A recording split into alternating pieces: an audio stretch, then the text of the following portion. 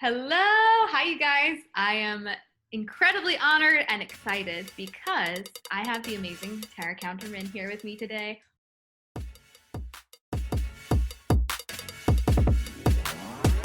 So today we're going to talk about something that I know many of you are dealing with right now. Those of you who have podcasts, this episode is going to be extra important for you, or if you've been thinking about starting a podcast, because we're really asking the question today, is your podcast strategy keeping you busy and broke?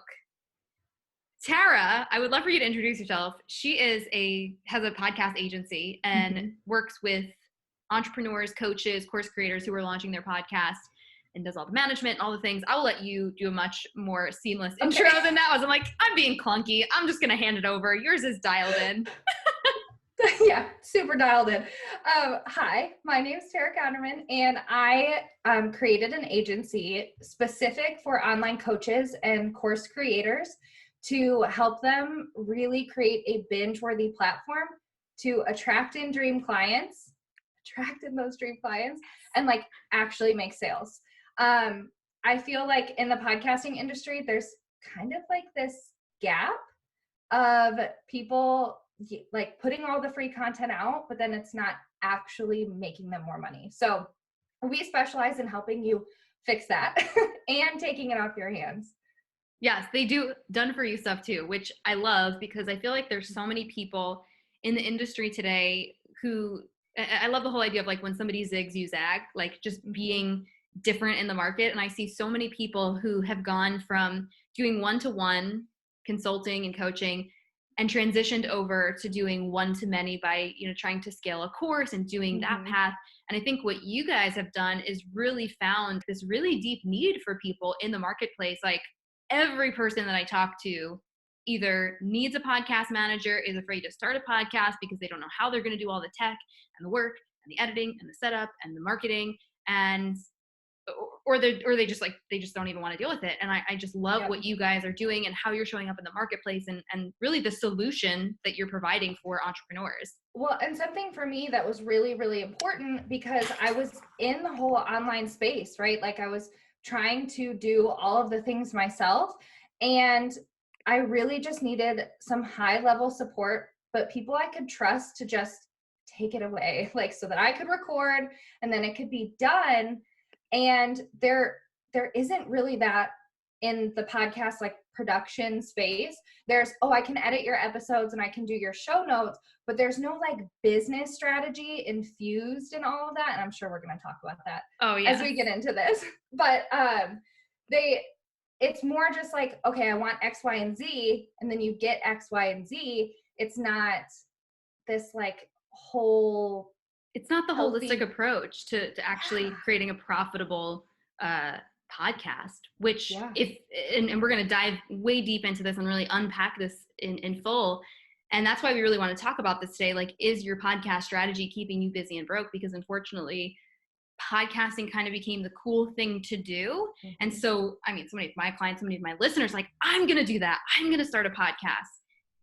And then ended up spending 10 to 20 to 30 hours a week trying to edit it themselves, ended up hating it. I know I went through that too.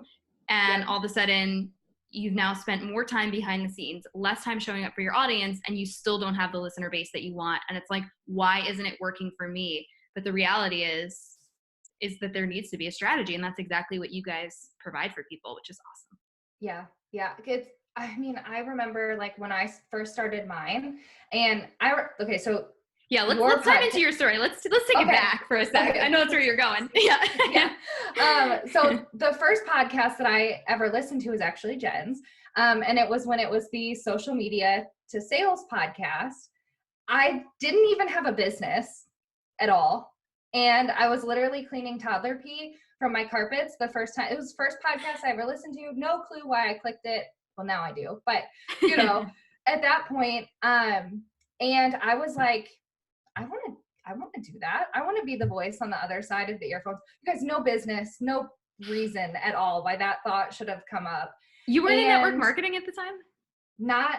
I had previously been in network marketing, but this was right after I had Olivia, who's my oldest daughter. She's 4 now. This was like right after that. And so like I hadn't like gotten back into it yet. I was still kind of like, oh, I'm a mom and I can't do anything other than be a mom, right?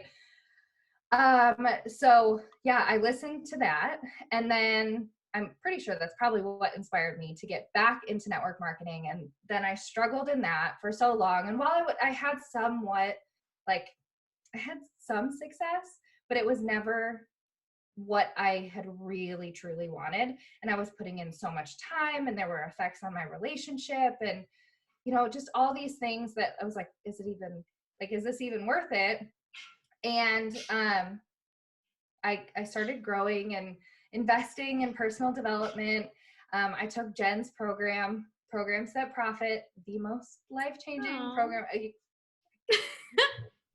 Um, but I started to let myself try to move outside of network marketing and to do my own thing. So I started in coaching, specifically for moms who were like struggling where they were at with, wanting to do more, but being a stay-at-home mom.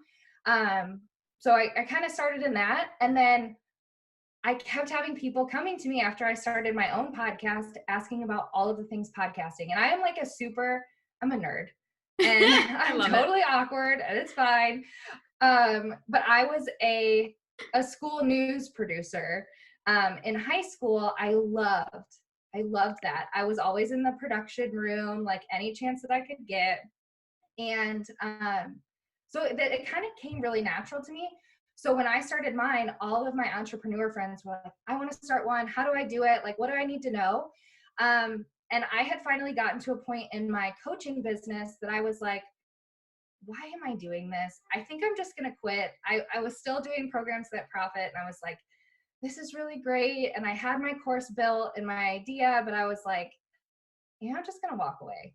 And it was a really good idea too. Like you were because I just think this is a cool concept in general. Mm-hmm. And I just want to share this with any moms out there, because I'm like, this is cool. Because I remember you sharing it, and I was like, what a unique, cool way of approaching this conversation. That your kids had a lot of toys. And so you were teaching moms with toddlers how to do a toy rotation and have different toys. A different lifetime ago. I know, it really does. Like you were a different person, like truly different person. So you were doing that. You were going all in. You were showing up on live video. And then like literally one day you were like, you just popped in the group and completely 180'd. Yeah. Like, and I didn't even think about it. So I have these kind of like two versions of Tara, right? Like old Tara and then like 6-7 figure Tara. And I was like, old Tara would have spent all the time redoing her website, changing everything on social media before I ever said anything. And I didn't do any of that. I didn't even tell my audience like, oh, hey, I'm totally pivoting. I'm walking away, right? Like having that conversation. It was just like, I just did it. And for the first time ever, I was actually making significant money in my business. Like $27 to like $27 a month. Yeah. Well, you had shared even in the INSPI Awards that you did a $27 a month. Yep, the month before I pivoted, and that first month, it was like 33 days. It was just under $8,000 in sales. Yeah. And what I love so much about your story is I've watched so many people in my audience, so many coaches, so many of my clients want to pivot and just make it in their mind. They make it so much bigger than it actually is. Oh yeah. And everyone's watching me. What are they going to think? Be judged. Yeah. People will think I'm flaky. And I get it. If you did like network marketing or something and you're changing companies, there's a little bit of something there that you may, or maybe that's my thought or belief, but I can understand it from that perspective. Right. But when you're changing so drastically, just, I don't know. I just think people overthink it so much and make it so much more complicated than it needs to be, especially when people really haven't been showing up on social media and they're my 4 followers, what are they going to think? I'm like, dude, who cares? Just go do what you want to do. Do it. Yeah. Well, and I think too, like, one, they think that they're being like watched under a microscope, and that's just not how online business, social media works. Like, no one's really noticing. We're all obsessed with ourselves. No one's really watching you that closely. Right? Yeah. But too, like we play this game in our head that is like just tearing ourselves down and what is everyone else going to think? And really, why does it matter? Who cares? And I had always been that person that like talked myself out of everything and was like, well, this just means I'm squirrel brained or like that I can't focus on something. I'm not giving it enough time. This is me giving up. And that's not what it like. I literally was to the point, I had driven myself to the point of just wanting to be done. And instead of walking away, when this idea came, I was like, yep, we're running with it. And everything changed. And my favorite part about this, what you shared with me before, is that you initially wanted to use the money from the podcasting to funnel it into like helping toddler moms. So can you just talk about that? Because I think that's just a fun aha. Yeah, so funny because I literally told myself and told one of my like biz besties, I was like, I'm going to do this. I'll take on some more podcast clients because at that time I had been helping someone. She had come to me. I had already started my own podcast. I was doing all of the things, implementing the strategy. And she came to me because the person that she had hired was really taking advantage of her. And she just felt like things weren't right. And I was like, okay, you just pay me whatever, like, I don't even care, whatever you're paying her, just pay me and I will take care of it for you. So I had been doing that for probably, maybe 3 or 4 months before I ever thought to like make that a business. Yeah. Like, oh, maybe I should do what people are actually coming to me for. The thing people are throwing money at you for. Yeah. And so I was like, okay, what if I just use this to funnel some more money in? And I was thinking like, then I can invest in Facebook ads and that's what's going to make my business work. And, things like that.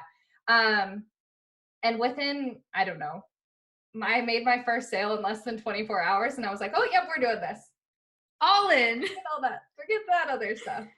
Which, I mean, I love. I'm passionate about helping moms, but this is something that I really, really enjoy and that I'm good at. And when I was, helping toddler moms, there was a lot of like pressure that I put on myself and at home and like trying to be the perfect parent. And like, that was just not a healthy thing either. So yeah, it was like, this just makes so much sense. I made my first sale in less than 24 hours. Like I remember doing that live. I was in like a sweatshirt. My hair was like, I just looked wrecked. Like it was horrible. And in less than 24 hours, I had my first sale and it didn't stop from there. And I just showed up the way that I was instead of trying to be someone that I wasn't. And it made all the difference. It just made all the difference. And that's the magic, right? Like when we stop worrying about what are other people going to think, that's really what's holding back the large majority of people. They're concerned about what other people are going to think of them. Do I look okay? Somebody just was watching live like, oh, I wonder what my friends will think, my colleagues. And it's like, it's your life. Yeah. Like it's your happiness. It's your dream. It's you. Like, so it doesn't matter what anyone else thinks. Yeah. So for you, I know you kind of like pivoted, jumped into doing podcasting and had to make some changes to the infrastructure of this. It's a brand new business, brand new way of looking at things because an agency model is quite a bit different than doing coaching. Oh yeah. I learned a lot in that first month. Yeah. Because so when I pivoted and when I started, I was doing everything myself. And I was like, this is so great. I'm making all this money and it's all mine. And like, it's 100% profit. And like, what is this, And then I was up until like 3:00 every night. And we went to Michigan to visit my grandma. And so it was just me and the girls. And I was literally up every night until 3, like freaking out. I have to get this stuff done. This isn't just a business where I get to say, oh, and I don't feel like hitting that deadline. Like I can move past this one. Like, when you're doing things for yourself, not that we should do this, but we definitely are like, oh, it's okay. I Yeah. just won't show up today or this week or this month. And, I wasn't able to do that. And I love to do work really well.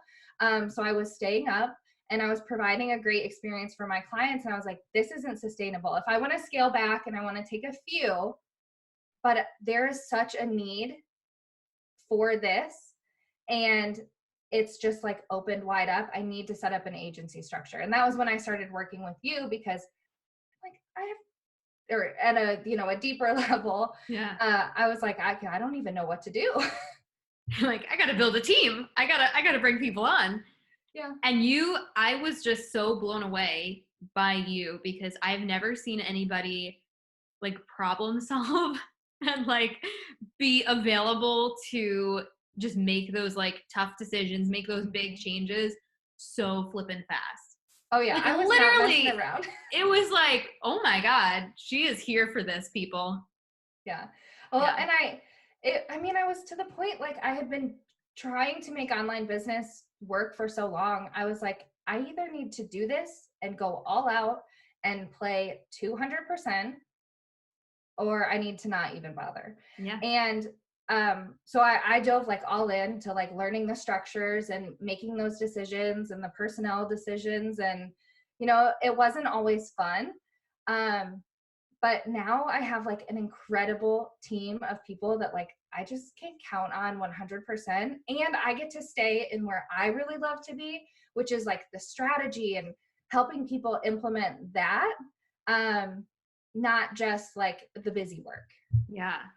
So I'm curious, because I know a lot of people listening to this are in a place where they maybe have been sitting on the idea that they need a virtual assistant or help of some kind, and they're not taking that step because they just don't feel like they're quote unquote ready yet, or they're not making the money that they want. So like, what was that process for you? Not just the strategy of bringing somebody on, but what beliefs and mental shifts did you need to make in order to be able to get to a place where you took action on building that team? Yeah. Well, the first thing is like I had taken on and committed to so much work that at that point, like I didn't have a whole lot of belief in what I was doing. So my prices were like so low. Whoever got in there got the deal of a lifetime. Yeah. Yes. Like it is like a seventh of the cost that it is now. Yeah. So when I had to hire people, I went into it and there was some money lost there, and it's a business lesson and it happens. It didn't really affect me because we were bringing on new clients and, changing things, but I really had to embody like that CEO version of myself. And I think it's something that as entrepreneurs, we tend to ignore for as long as possible. But if you want to like actually run a business that's not taking up every single second of your time, like you have to delegate. You have to make some decisions, and you have to find people that you can lean on and that you can trust. And I know that that's not always 100% easy, but that's why you have very thorough applications and do interviews, and don't just say, oh, Sally down the road, like you'll be fine. You have to Sally! you have to really commit to doing it the right way. And there's going to be mistakes. Like we've had people come and go, and it happens. That's fine. But really embodying that CEO version of yourself, and believing that that's what you are, that this isn't just a hobby or a part-time thing. And I'll be fine by myself. Like if you really want to step into your true like zone of genius, you gotta do that stuff. Yeah. There's just no way around it. What has been like the biggest challenge for you with team building? Letting go. Oof. Yeah. Yeah. I don't have a problem, and I have an amazing integrator, Brittany Ritter. You're listening. I love you. She helped me to like really find that confidence in myself that like, one, I can bring in the right people, but two, that like, okay, I can trust someone else. It's okay. And I had to start, not thinking that my business was my baby. And when I Yeah. did that, and I looked at it like, oh, hey, this is a business, not like a little baby. It was like, okay, everything's going to be fine. But it was hard at first to really want to give up control. And I still find myself slipping into that, like, oh, it's okay, I'll just do it. Yeah. And that I feel like that's always going to be a struggle. But now I'm so much better about recognizing it and saying, okay, but what could I be doing instead that's going to bring in more sales, Yeah. And more business for us? I think too, there's just a shift. It can feel, or many of us believe that it's scary to let go. And then you have maybe that first experience where things are happening while you're not at a computer and you're somewhere else. Like I remember being at an event and I was getting all these things sent to me. The girl that I'd hired to do all this Pinterest stuff was sending me and I'm like, holy shit, this is happening without me.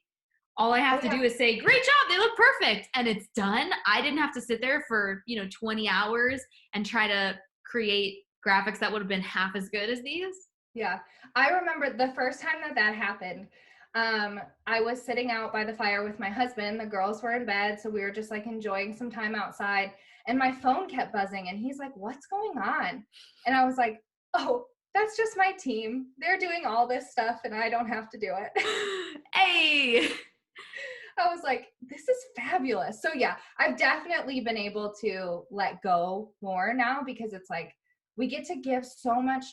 And that's kind of what it comes down to, is like we get to give so much of a more exclusive and high level service to our clients because I'm focusing on what I need to focus on, and I'm trusting and bringing in the right people to do the rest. Because if I was just focusing on making graphics and writing copy, that's not like my super skill, then the stuff that's really important about their podcast and this infusing the business strategy with it, I wouldn't be able to do that. So their investment wouldn't go as far, and I wouldn't be showing up for them. So I had to, like, even for coaches, it's the same thing. Like, do you want to show up for your clients, or do you want to get stuck doing all of the stuff in the back end of your business? Mm-hmm.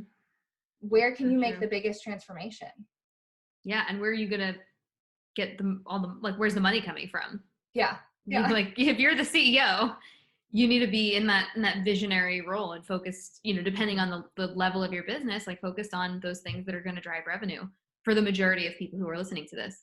Yeah. So let's even dive into that. Like, what are some of the big issues that you're seeing with most entrepreneurs and coaches and course creators today who are stepping into the podcast space? Because there's a couple of key ones here. There are a couple of key ones. The biggest one that I see is that they don't have a system in place that's actually saving them time. And if you want to get into like the nitty-gritty stuff of podcasting and then repurpose it in a way like what I teach in Profitable Podcast School, where like we're really making your time in front of the camera, in front of the microphone, to make the biggest impact and have the biggest reach. So if you're going to do that and then spend all of the time repurposing it, but you have no system in place, you are wasting so much time. If you're not utilizing batching, like you are spending probably at least 10 hours like every 2 weeks on stuff that you could have systematized, and it runs so much smoother. Yeah. So that's a big one, is not having a system in place. The other one is just forgetting that there's like business strategy out there when it comes to a podcast. I know you laugh at me every time I say this because I get so fired up about it, because you guys, especially for those of you that have invested in coaching, in courses, like all of that you can take and mold into how you run your podcast. So it's not just, oh, I need to have a podcast because that's what the next step in my business is and that's what I need to do. No, like you get to use all of that strategy that you've probably paid thousands of dollars to learn, right? And put it into your podcast so that it has an even bigger reach. Yes. And it's so funny because we were just talking about this before we started recording, this idea that especially for newer entrepreneurs, when they're trying to do it all themselves, I know I made this mistake too. I edited the first 50 episodes of my podcast by myself. And I am a little OCD, similar to you. So I sat there. That little breath sound, right? Like it wasn't even the breath sound. It was, I don't know why I used to do this, but because I edited the first 50, you better freaking believe that I do it almost never. I'm sure I do it sometimes, but it was this sound. Yeah. And I see people on live video doing that, and it drives me freaking crazy. I didn't even know I was doing it previously, but I sat there for 50 episodes and I edited out not only like me talking to the audience, but every single little that irritating sound. I don't know why I thought that I was the only person who could do that. Yeah. I don't know. I don't know why, but that was me. That was 2017 Jen. It was a whole different person. And so I wasted an unbelievable amount of time. And I look back at that now and I just want to shake myself because that's 50 podcasts. They were at least a half hour, 45 minutes each. So it must have taken me upwards of at least an hour, if not 2 hours, to do all of the show notes, the uploading, the editing. Yep. That's over 100 hours of stuff where I could have been coaching clients who were paying me money. Yep. Being on sales calls, creating a new course, doing webinars, doing a launch. But instead, I was behind my computer screen, hunched over, not outside, not taking care of my body, editing lip smacking sounds. It's so stupid. No one probably would have noticed except for you. Exactly. Yeah. I don't know. I did it a lot. It was like a chronic condition that thankfully we don't do anymore over here, at least not quite to that extent. But yeah, guys, like I share that with you because I know there's some of you listening to this right now, sinking into your chair, going, oh shit, that's me. Oh, that's me. It was me too. Yeah. Like it's a very common thing when you get into, when you decide that you're going to do a podcast and then you're doing it by yourself, you waste so much time. And you guys, that time is money. Like that is time that you could be spent actually going to get clients that are going to like bring in sales. And it drained my energy too. It's like I didn't want to get on live video. I didn't want to do coaching calls. I didn't want to do anything. It's like the fast track to burnout. Yeah. And also, I was spending all of this time and energy and effort on the content and almost no time and energy on the repurposing stuff and the actual business strategy that would get more people to listen to it. Yeah. Yeah. Let's talk about that one for a minute because it's another huge one. I'm about to break the internet. Are you ready? I'm literally about to break the internet. You should spend 20% of your time creating content and 80% of the time repurposing it. Let that land for a second. And I know I was like, no. I need to always be creating new content. But the thing is, if you are strategic about it and you really focus, and promotion isn't like sales promotion. Promotion is like driving traffic to that podcast where you're going to be able to make a deeper connection with your audience. Like I spend so much time when I don't, because I currently don't have a podcast right now. Thankfully, we're remedying that soon because I spend so much time writing posts. They take me forever. But when I have a podcast, I just get to say it and then I get to transcribe it and have a post formulated there for me. Mm-hmm. And you guys, like, we spend so much time. Doing stuff that doesn't matter. And written posts, they don't really drive home with your audience. Like they're not building that loyal fan base of people that are hanging on your every word. But when you can get in someone's earbuds every single week, you can give them little wins, you can inspire them, you can impact their lives every week. Mm-hmm. That is what builds like a raving fan base. So we have to get people there. Like, you got to bring them in. You got to get them to the podcast. You're spending all this time creating content for the podcast and then no one's ever listening to it. Yeah. You know, I kind of hear the three biggest things I hear with that are my audience knows that it exists. My audience knows that it exists and I've talked about it once. So like, that's too much already. Because like only 4% of your audience is seeing any post that you post on social media. And that's like a good high margin, right? So like if you have 1,000 followers, that's 40 people. So if you're not continually posting and repurposing content from your podcast to drive people back to your podcast, no one's listening to it. Yep. And then the second belief that comes up a lot is that, oh, it's just on iTunes, so people will find it. It's not really how it works. People find podcasts through social media promotion and through friends and people that are listening to your show. They're not really going on iTunes and searching for, okay, like today I want to learn about, entrepreneurship and a topic specifically. Unless it's maybe something that's like, if it's something that's trending, like IGTV, when that came out, you can kind of jump on that wave. But beyond that, I mean, I know for myself, the only podcasts, I have my set podcasts, and the only time that I add one is if somebody, honestly guys, if somebody asks me to be a guest on theirs, then I go and look and see what it's about and start learning more about their show. Or if a good friend recommends one and is like, dude, you have to listen to this show. That's pretty much it. Yeah. And, you're at a little bit of a higher level than a lot of us. But also if I see it, if somebody's posting about it every single week and I can vet the podcast before going, because I don't want to download it because it's going to then bring all those episodes and clog up my feed and clog up my phone. So I'm like, if I can vet somebody's podcast by seeing little snippets, hearing little clips, not just seeing the picture. And I've made that mistake too, guys, where I only post the picture, like new podcast up. Who freaking cares?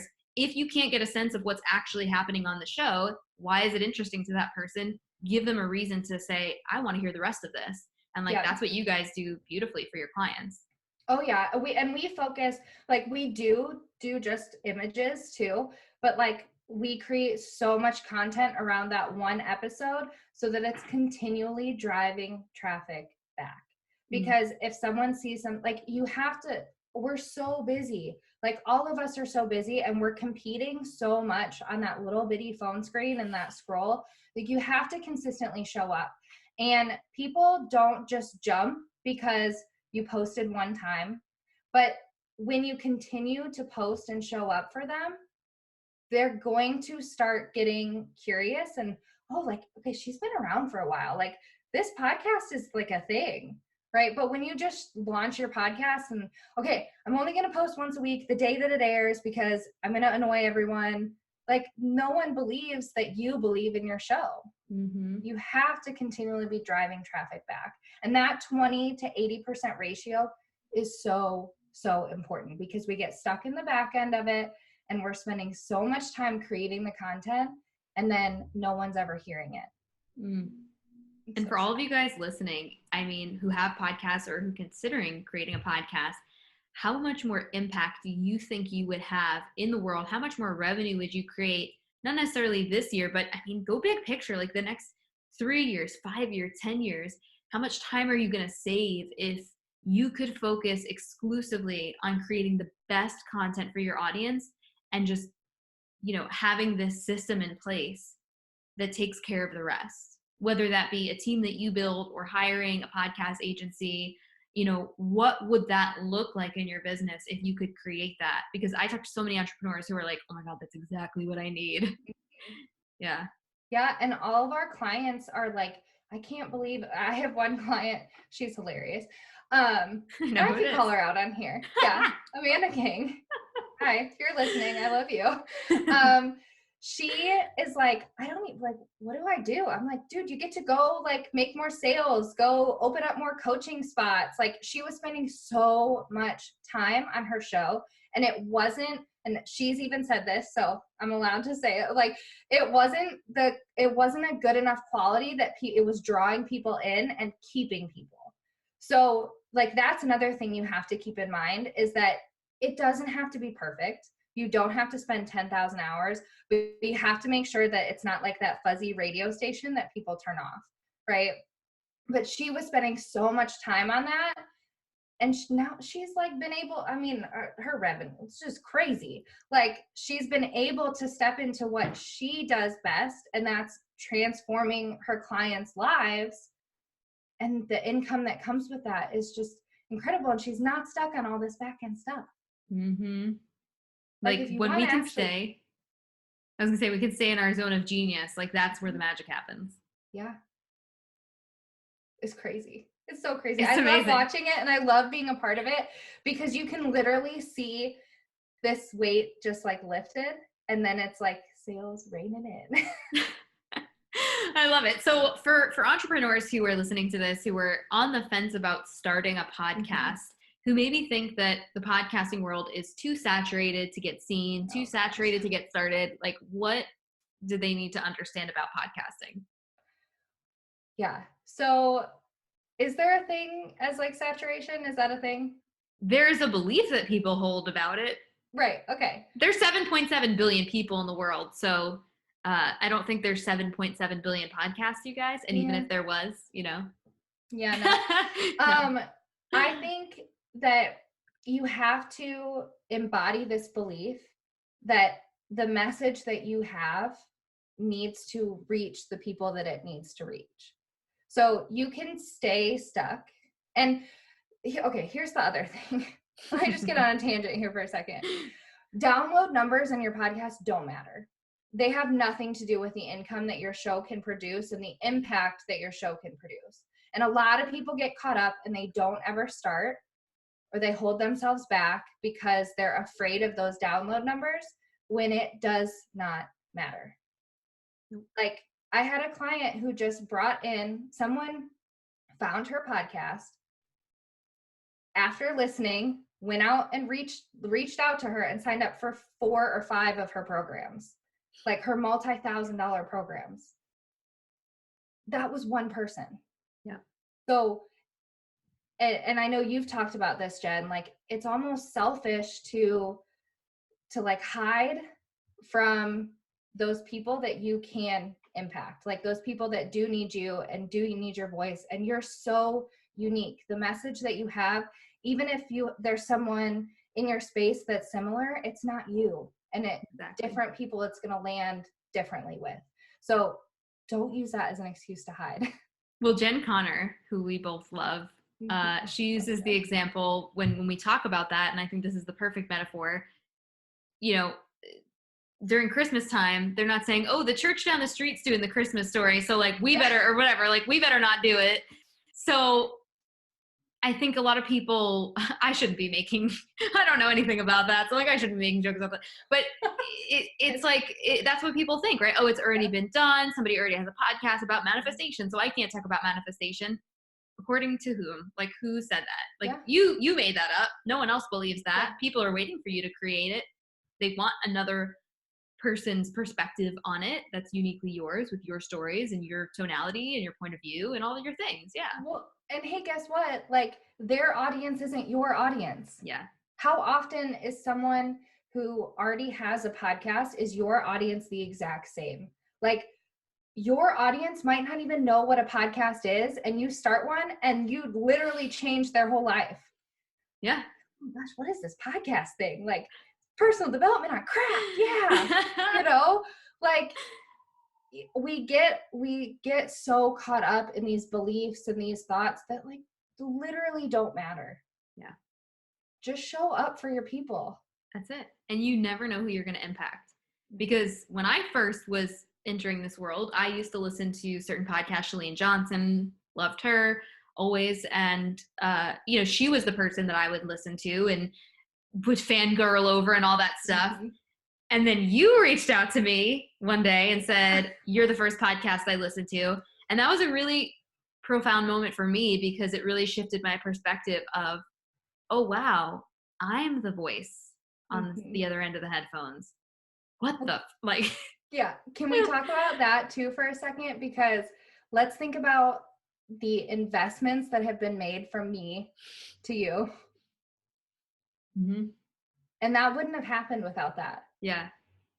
Like that a podcast can work in a way that is so long-term strategy, but it can also help your sales and your numbers like right now. Yeah. You know, I hear a lot people say, "Oh, it's a long-term strategy. I'm not there right now." But like, no, because if you use business strategy and you're strategic about it and you're actually using it as a funnel instead of just, oh, I need to have a podcast. Like, it can make you money right now, but the impact that it can have for you is so profound. Mm-hmm. Like, I mean, think about that with us. If I had not listened to that very first episode, like, I wouldn't be here. Yeah. I feel like you would have found your way to something because you're just hungry for it. But this was like the divinely laid path of like. Well, I mean, here in this seat, like with you. Oh, in the seat. Yes, for sure. 100%. You know what I mean? Yeah. Well, so to give people context, like you reached out, and I mean, I've had people reach out, be like, I love your show. And I respond to everybody as much as possible. But there's I don't know, like obviously it was meant to be because you reached out, you wrote this lovely thing, and I was, I guess, feeling really good that day. Yeah. And I was like, I like her. I don't know. I just felt really drawn to your message, and we ended up having this conversation. And I remember saying to you, like, is there anybody I can connect you with? And you were like, what? Yeah. You were like, what do you mean? And I was like, yeah, is there anybody? I remember like messaging my biz besties like, oh my God, can you believe Jen Casey just like, I was freaking out. I was totally freaking out. Which is so funny because you played it so cool. So cool on Messenger. And then you were like, would you be on the podcast? And I'm just like sitting there like, yeah, of course. And like going about my day, and you're like having your moment, like, what's happening? But I just think and it was so funny to hear that from you because I had no idea that was happening on your end. Yeah. Oh yeah, it totally was. And then we did the people that can vouch. Yes.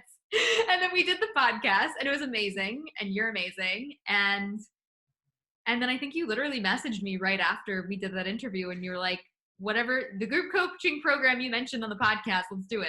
I'm in. Yeah. And I was like, it's not open yet. Actually, we had talked about it on the podcast interview, yeah. right? Like, because I'm really big about making sure that my guest has time to promo whatever so that they feel like, you know, I mean, great conversation is great, but like, I know you're running a business. So I wanted to make sure to give you that space. And I immediately went on to the webinar. Like, you had an evergreen link or whatever. I sat at my computer, literally the second after we clicked off, I got on it, and then I signed up for the program, and you had the accelerator on there, but it wasn't actually open yet. And that was when I messaged you and was like, yeah, okay, so I need this too. I love it. And I remember that. Like, I remember seeing your name pop up, and I was like, oh, I just talked to her 2 seconds ago. She's doing the masterclass.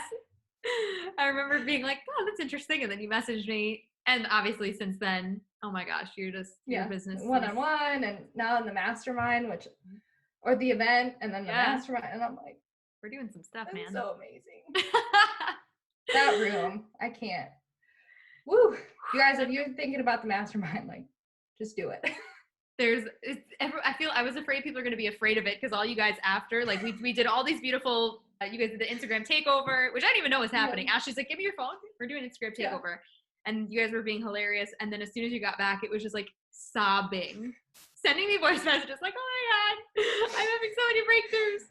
Oh, like, yeah. I was literally landing in the plane, and everything from that whole weekend was just like, I hadn't fully like processed it yet. Yeah. And I was like landing, and it was all landing right at the same time. I know that sounds so cheesy, but it's exactly what happened. And all the people around me were like, what is going on? Because I was girl does not like flying. So much magic in that room. Like, holy crap. That was a powerful room. Yeah. And some of you guys were like, I was like, guys, this was not because of me. Like, I put it together, but I have been You can say that, but no, but like really, like I'm just logic. I'm like, I have been to events, one event every single month since October of 2017. And I've never been in a room like that. So clearly I'm not the common denominator. It was the collective. It was the whole thing. And it was just like, it was unlike anything I've ever experienced. Yeah, I've been to a ton of events. It was wild. Life-changing. So if you're thinking about it, plug for Jen. Tara's going to be in it, so you'll get to hang out with her all year long. Yeah. And it'll be amazing. Oh, I'm so excited. I can't wait. Oh, so it's been like 6 months, Jen. I cannot imagine what a whole year is going to look like with you. It's going to be insane. And in this group. We all took quantum leaps, and it's like we're all in it together. Quantum leap. We should have just called it the Quantum Leap Mastermind, because that's actually There we what's go. happening. Because that's what it is. Yeah, It's like, the Magnetic oh Mastermind, my but gosh. also And in works. that group, all of the breakthroughs that are happening and the sales, and it's just like, Dominoes. what did we just step out of? The highest vortex of high vibration ever. Oh, so great. It was wild. And one of the things that you left the room and you were walking into was launching your program, Profitable Podcast School. So I'd love for you to share a little bit about what that looks like. Yeah. So one thing when I started this that was really important to me was that I bridged a gap that there is in the industry. So you can like push your podcast production out, right, with a high level strategist, like, hey, us. Hey. You can do that, but like you shouldn't be doing that necessarily, at least at that level, unless you're profiting in your business, right? So there's this like gap between, okay, my business is starting to take off, or I know that this is what I need to really reach my audience and attract in those clients, but I'm not there yet. Mm-hmm. So with Profitable Podcast School, I wanted to bridge that gap. It's literally everything I know about business strategy tied into podcasting. And it's not just like, oh, okay, this is the tech stuff. It is literally everything that I know about podcasting and what we use for our clients to bring in those like multi-$1,000 sales for them, all in a pretty little package inside a Kajabi. And it's beautiful and so thorough and so just like amazing. Well, I remember, so as soon as I kind of pivoted, I've always wanted to create a course. Like, I love the idea of being able to have a lower ticket offer that can really impact like the masses, and then be able to focus on higher level strategy with one-on-one clients. So right away, my wheels were turning about what this course would look like, literally from day one.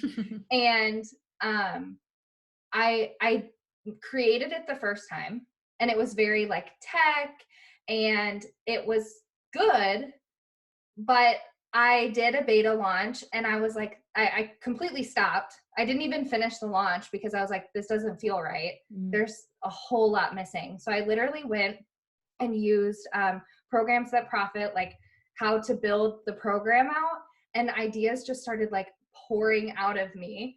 And I outlined everything, like literally from start to finish, that we do for our clients, the different strategies, the processes. So there is a ton of tech. It's for anyone. Like, if you're not tech savvy, it does not matter. I've had clients come in and say like, hey, I'm really nervous about the tech. And I literally had someone message me and say, after they launched their podcast, hey, if you need a team member to like edit or something for you, I would love to do that, because I really enjoy this now, and like I feel comfortable and confident. And I was like, whoa, did that just happen? That's amazing. She was so not confident in her tech abilities before, right? Like that belief, I'm not tech savvy. So that stuff is all in there, but it's so much more than that. It's literally like everything that you need to launch your profitable podcast. So it's called Profitable Podcast School, and not your time and money sucking podcast. I love that distinction so very much. This is absolutely amazing. I freaking love you to death. You're just one of the most amazing people. I love you so much. Where every day. Where can people go to connect with you, to learn more about you? I know there are going to be people listening to this, and it might be you who's listening right now, who is in that place where either you've been doing your podcast, you've maybe been missing some weeks, or you don't have the marketing strategy dialed in, and you can't do it yourself because you just don't have the time. You guys seriously need to work with Tara. I very rarely so publicly refer people out, but it's so cool to me to be able to see what they've built and be like, I've had so many clients and friend referrals that I've sent over to Tara. And I just actually ran into somebody. I was at a BBD Live speaking, and one of the girls who I had sent over, I was like, you need to go work with Tara and her team. And she came up to me, she was like, oh my gosh, thank you so much for connecting us. I absolutely love Tara. She's amazing. Her team's amazing. They just completely changed everything for me. And that was just so cool. Just like, when you refer somebody out, you hope they're going to be amazing and then everyone's going to get along, and you just far exceed people's expectations. So if you guys are looking for an agency to manage your monthly podcast, because you guys do that, if you need somebody to help you launch, if you need somebody, or if you just want to go through it yourself and implement it on your own, and you've got some people on your team and an assistant, then Profitable Podcast School. So I will link all of this up for you guys in the show notes, so you'll know exactly how to go ahead and connect with Tara and her peeps. But yeah, where can they go to connect with you on social and all the things? Yeah, so you can find me on Facebook if you just search Tara Counterman. I'm on my, like, I'm old school. Like, I like my Facebook profile. Yeah. You can hang out with me there. I'm Instagram at Tara_Counterman. And then the Profitable Podcast Collaborative. If I could say my own Facebook group name, that'd be great. That one.